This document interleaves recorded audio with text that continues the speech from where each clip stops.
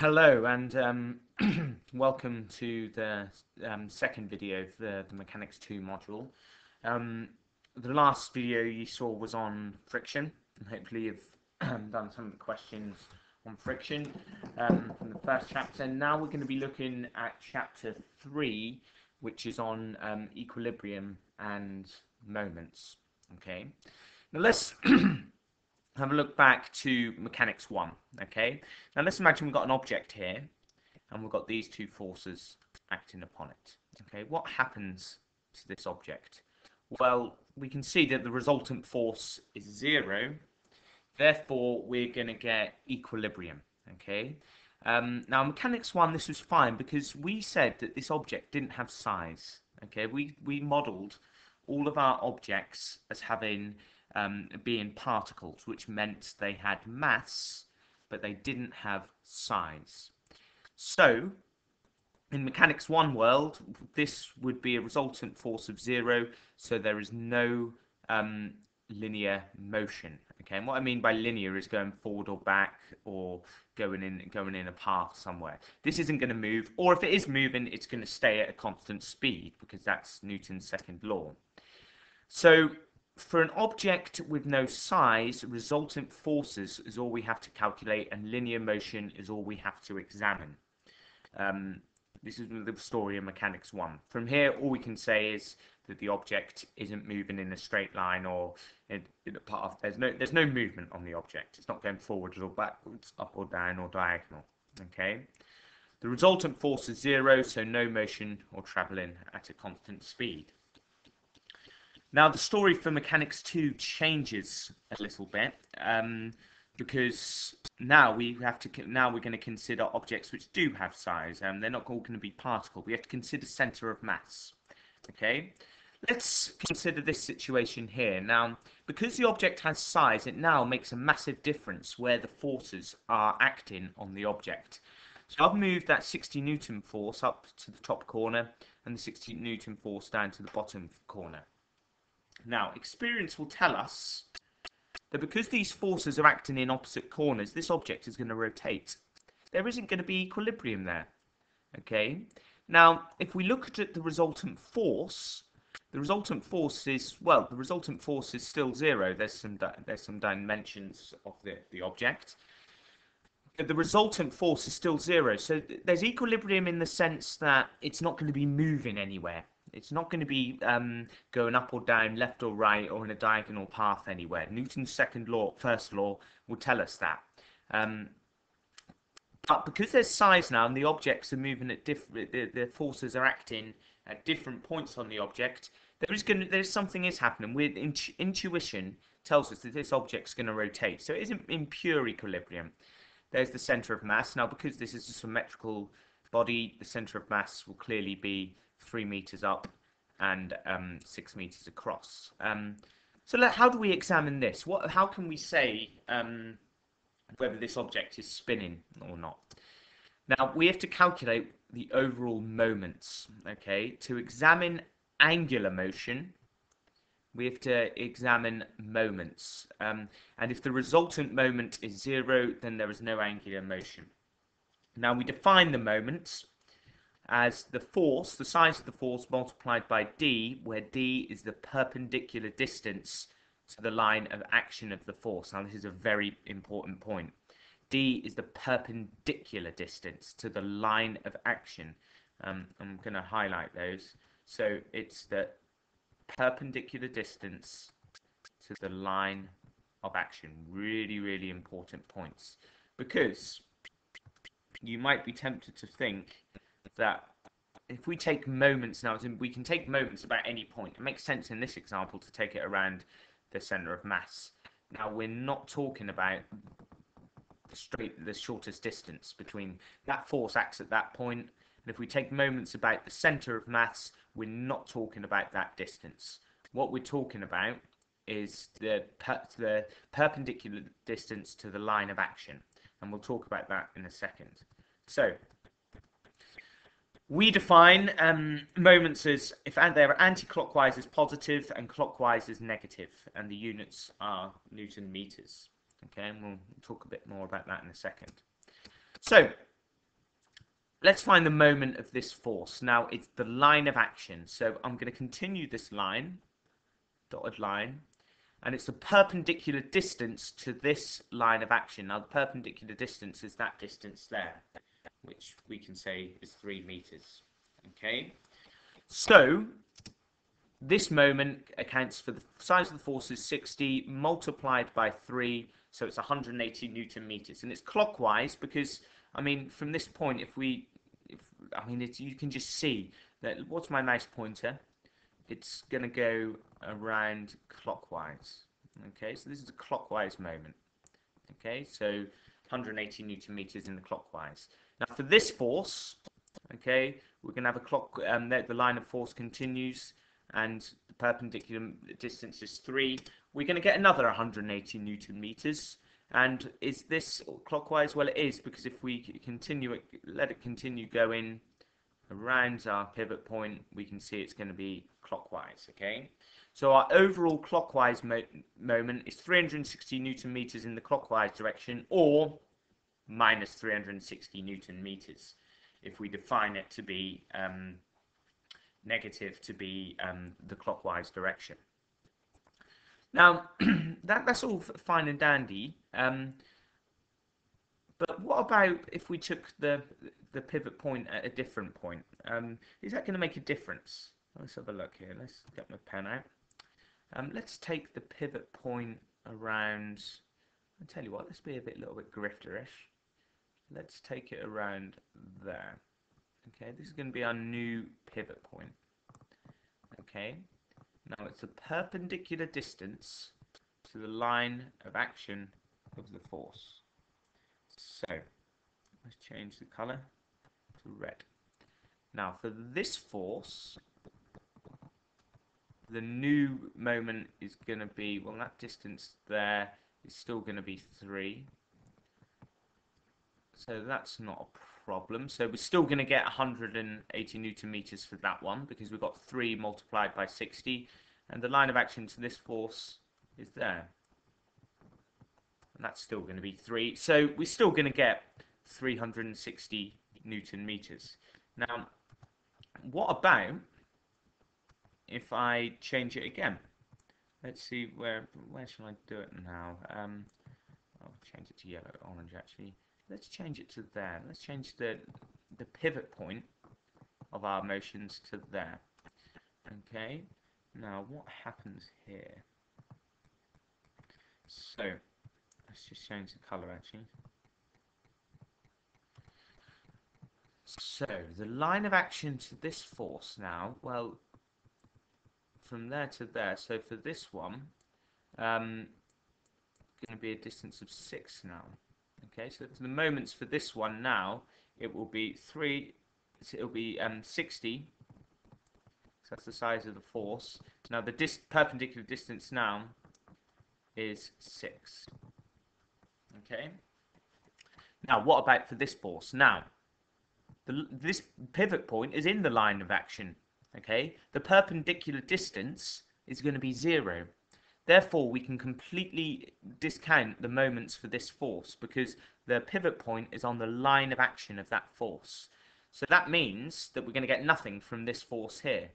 Okay, so our overall moments is still going to be minus 360 Newton meters, because it's clockwise as well. That's a really bodge way of writing that.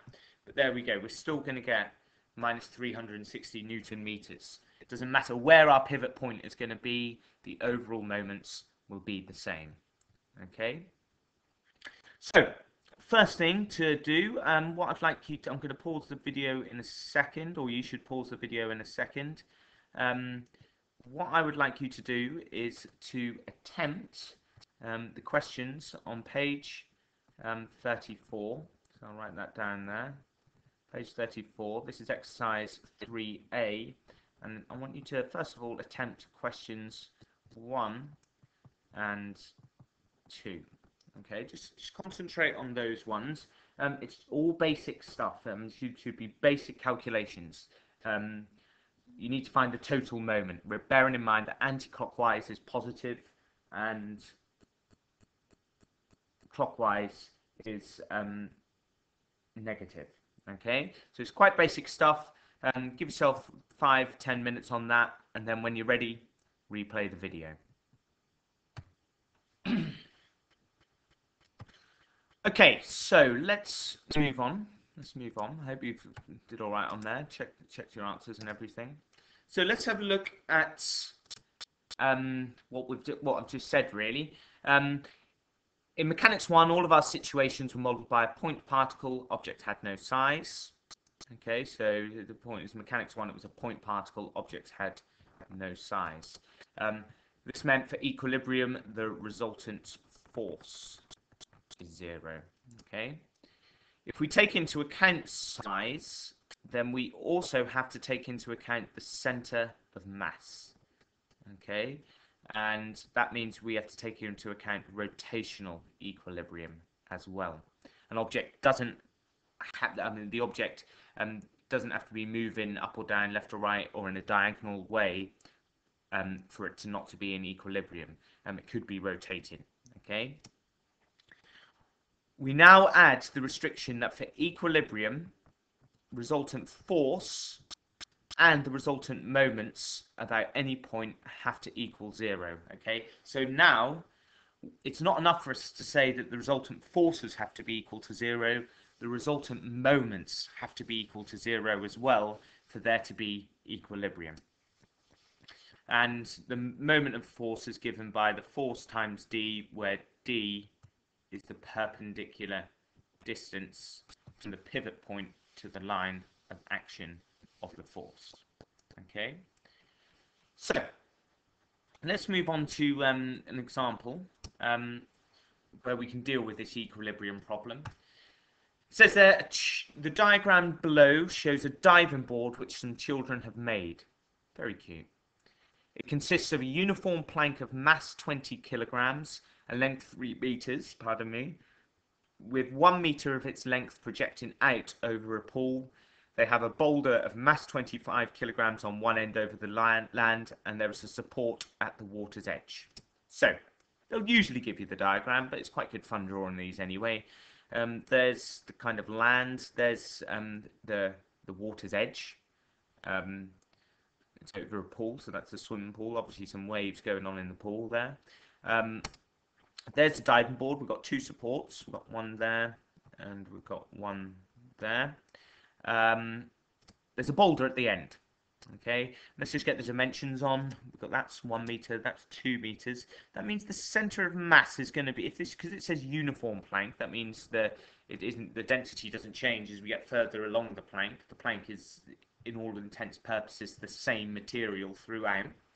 The center of mass will be, because it's symmetrical, it will be 1.5 meters. So it will be the center of mass where the gravity acts. So that's the uniform plank of mass 20 kilograms. So there's 20 G there.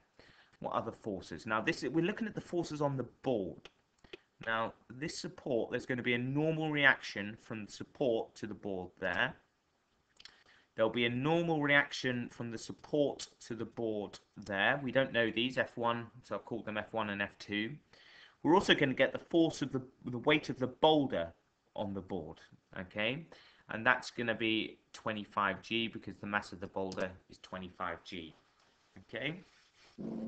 So there's our system. There's our system, which is looking nice. What we're going to do now is try and calculate F1 and F2. Now, first of all, you should notice that because we've got 2 unknowns, we're going to have to get 2 equations. Resultant forces will help us get 1 equation, and resultant moments is going to help us get another equation. So, look at that for an animation. Beautiful. Let's have a look at the resultant forces. It's obvious that, well, there's no horizontal forces for starters. They're all vertical forces. So F1 plus F2 has to be equal to 25G plus 20G. So we end up with, if we examine linear motion in the vertical direction, F1 plus F2 is equal to 45G. No problems there, I'm sure. Now we need to get, there's some more, we can't solve that unless we get anything else. Now there's no horizontal direction forces. There's no forces in the horizontal direction. So at the minute we just have two unknowns, one equation, impossible to solve. So we're going to take moments, and I've said there we're going to take moments around the boulder. Now, it looks in the previous example, it doesn't matter where we take those moments, but it makes sense to me to put moments around there, because, well, if we put moments there, we can eliminate F1 and this 25g from our equation straight away. It just makes our calculations so much simpler. I could have taken moments wherever I wanted. If I put it there, I'm eliminating two of these forces because the two perpendicular distances are going to be zero. The moments for these two forces about that pivot point are going to be zero. So we eliminate a lot of hard work. So let's take it around the boulder. Okay. Now we know we can ignore F1 and 25g. Let's have a look at the clockwise moments. And which one of these is clockwise? Well, I've highlighted those in pink. This one's going to be clockwise because as it goes round the pivot point, it goes round in a clockwise fashion. Okay, so this force here will go round the pivot point in a clockwise fashion. So the overall moment here is going to be 1.5 times 20g, which is 30g. Perfect. Now, if we examine the anti-clockwise moments, I'll highlight them in pink. Why is this anti-clockwise? Well, because F2, as it goes round the pivot point, it's going round in anti-clockwise motion. Okay, so this one's going to be an anti-clockwise, so it's going to be 2 lots multiplied by F2. And I'll just also include that 0 times F1, just to emphasize that F1, there's no moment there because it's the pivot point is on the line of action of the force. So, for there to be equilibrium, the clockwise moments have to equal the anti-clockwise moments. So 30g has to equal 2f2. And that leads us to a very simple equation that f2 is equal to 15g. I've kept g in there because it's going to make my calculations a hell of a lot more simple. Additionally, we need to find F1, but we can find F1 from our previous equilibrium of forces equation. We know that F1 plus F2 is 45g, so it's very easy to find F1 if we know F2 is 15. It's clearly going to be 30g. Okay, this is a very nice example of how equilibrium using moments work. Now, let's mix it up a bit. What happens if we have a child of mass 50 kilograms standing at the end of the diving board? So it's standing at the end of the diving board. It's still equilibrium. So we're going to have a little kid there. He's having a whale of a time. About to jump in, and he's got a force of 50g at the bottom there. Now, let's see what effect is this going to have on F1 and F2 if it stays in equilibrium. Now, it still makes sense to me to put moments around the boulder. But before that, let's examine resultant forces. We know that F1 plus F2 now is going to be equal to 25 plus 20 plus 50, so it's 95g.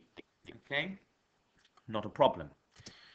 Let's do the boulder again. Let's do it around the boulder. So clockwise. Now clockwise, we're still going to have this 1.5 times 20g because it's going clockwise, but we're now also going to have 3 meters times 50g. Okay, because this 50g force is acting in the clockwise motion with respect to our pivot point of at the boulder. Okay, but the distance now is 2 plus 1, which is 3. So our overall clockwise moments are 1.5 times 20g, add 3 lots of 50g, which actually becomes to 180g. Okay, notice I'm keeping the g's involved here, so it'll make my calculations easier at the end. Now if we take anti-clockwise, well still it's only F2. F2 is the only anti-clockwise moment here because as it goes around the pivot point, it's going to go around in an anti-clockwise fashion. So 2F2 again. So now, it's setting these equal to each other because of the equilibrium. We have 2F2 is equal to 180g. So F2 is going to be equal to 90g newtons. Sorry, there's a typo there. That would be 90g newtons. which means using the equilibrium equation for forces, that F1 is going to be 5G. Okay. So the forces, because of that kid there, this force here, the force here has increased massively from what it was before, and this one's decreased. There isn't as much of a force there, which kind of tells us there's some intuition there, because if this is, it's right at the end, there's a higher force there, we need more of a force here to counteract that, to keep it in equilibrium. Okay, I hope this is making sense. Right, let's play around with it again. Some older children take over the board. It happens. There'll be tears. Okay, but there we go. A heavy child of 90 kilograms is at the end. Now I didn't make this question up. You can see that this is actually question 8 on page 37. I don't know where they get these from. A heavy child of 90 kilograms. That is a huge child. But whatever. Unbelievable, really, the wording of this question, but whatever. What is the reaction force if the board begins to tip over? Now, there's our heavy child of 90G at the end of the board. Now, if the board is about to tip over, now it's going to tip over at this point here. The pivot point will be this point here. The intuition tells us this. So the reaction force at this point here, is it just about to tip over? Well, the board and the support are not going to be touching each other. So this is easy. If the board tips over, the reaction at the boulder is going to be 0, because the board and the support are just going to tip over. So it's just touching, like an infinitesimal amount of touch there. So the resultant for the F1 there was going to be equal to 0. Okay, so that's just not many calculations involved there. That's just used because they're not going to be in touch. So the F1 will be 0. And that leads us into a question. So that means the board of 90G, if the board tips over, the reaction force there will be 0. So that leads us to the question, how far can the boy walk before the board tips? Okay, how far can the boy walk from F2 until the board tips? So let's call that distance x. Okay, now it's tipping, so we know that F1 is going to be equal to 0. Okay, now let's take moments. Now we still know that, well, it's quite easy that we can calculate F2 quite quickly there, but we've also got this 90G down there. Let's examine linear motion in the vertical direction. Now, that's not a problem. F1 plus F2 is 135G because of 25 plus 20 plus 90G. If F1 is 0, so that disappears, we end up with just F2. The normal reaction from that support to the board is 135G. Not a problem. So, we want to find this value x. It doesn't help us find x. We want to find how far it can walk. Now, let's do it about F2. Now, the reason I've done it about F2 now, my pivot point, is because it just gets rid of a bit of the algebra. If I'd have done it there, I'd have ended up with the distance of 2 plus x. A bit of a pain. Here, I've just got a distance of x. Okay? So, let's do clockwise. Now, we're going to have a clockwise. This 90G is going to be a clockwise. This F2 we can discount completely because its line of action is on the pivot point. The pivot point is on the line of action. That's going to be 0. So we've got this 90G which is going clockwise. We've also got, well, F1 is going clockwise, but F1 is 0, so that doesn't make any difference. So it's just this 90G, okay, times x, plus 2 lots of F1, but we know F1 is 0 anyway, so I've just included it there for, we know that bit just disappears because it's about to tip, and so F1 is 0, so we can get rid of all of that. Anti-clockwise, well, it's the other two forces because this force is going to go around the pivot point anti-clockwise, so that's 0.5 times 20G. This force here is going to go around anti-clockwise, and this is 2 lots of 25G. So 2 lots of 25G plus 0.5 lots of 20G is 60G. Okay. Now, we know that these two moments have to be equal for there to be, because it's just about to tip. It isn't moving yet, it's just about to tip. So we know that at that point, at the last point at which the resultant moment is going to be 0. So we end up with x 90g is equal to 60g. And we can rearrange that to get x is equal to 2/3 meters. That's why I kept the g involved, because the g's cancel. And we just end up with x is 60 divided by 90, which is 2/3 of a meter. So the boy can walk 2/3 of a meter from F2 until the board tips. So he isn't having fun with the diving board today. He is, I mean, he can get to 2/3 and then he can jump, but he's got to clear 1/3 of the meter before he even, clears the board. And even then he's got to clear the board and then get into the pool. Considering he's a heavy child of 90g, it's going to be perhaps tricky for him to get over. I don't know. A weird question, but I want to re-emphasize that I did not invent the wording of this question. So what I'd like you to do now is have a look at some of the trickier questions. So on page, it's the same exercise, but if you start looking at page 36, if it's a group or by yourself, I'd like you to have a look at question 8. Question 8 is quite a nice one. Question 8 is the one which I just did, isn't it? Sorry, I misread that. Question 5. Question 7 is quite nice. Okay. And then we'll do 11 and 12. So if you don't get all them done in the lesson, it would be good to get those done in your directed independent learning time. Please come and see me for help if you need to, but we want to try to kind of close this and move on to the next part of the chapter to successfully complete questions 5, 7, 11 and 12. Okay, thank you.